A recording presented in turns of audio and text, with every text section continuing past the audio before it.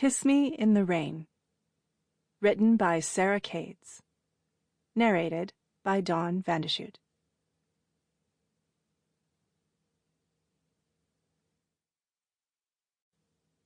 Chapter 1.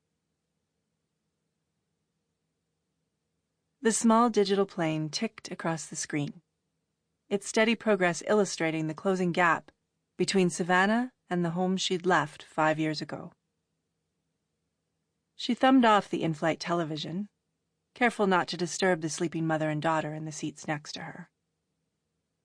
She reached for the onboard magazine and adjusted her overhead reading light. She had work she could do, but so rarely had unscheduled time that she wanted to take advantage of the pause. A photograph of the Labrador tundra caught her eye, and soon she was reading about a chef who sustainably harvested the local flora and fauna for his gourmet restaurant. The magazine profile was a far cry from the kinds of books she wrote, but she felt a kinship. They both valued and respected the land upon which they lived. Period. She flipped the page and drew a sharp breath.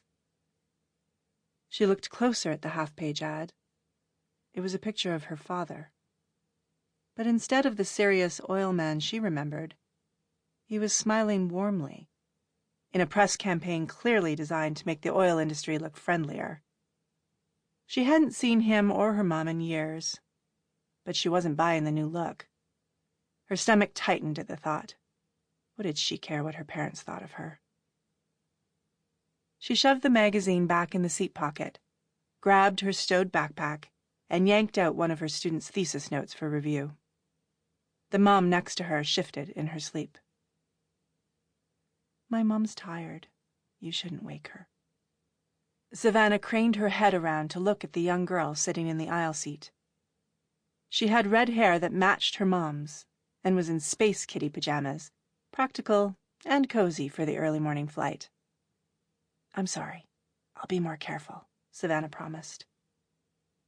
Are you sad? You look sad. Sometimes I get sad, too, but then I hug Mr. Bear, and I'm not anymore. Do you have a Mr. Bear? The child held out a tattered stuffed animal. Nice to meet you, Mr. Bear. Savannah shook the paw of the small stuffed grizzly. It was well loved. She'd had one like it when she was a girl.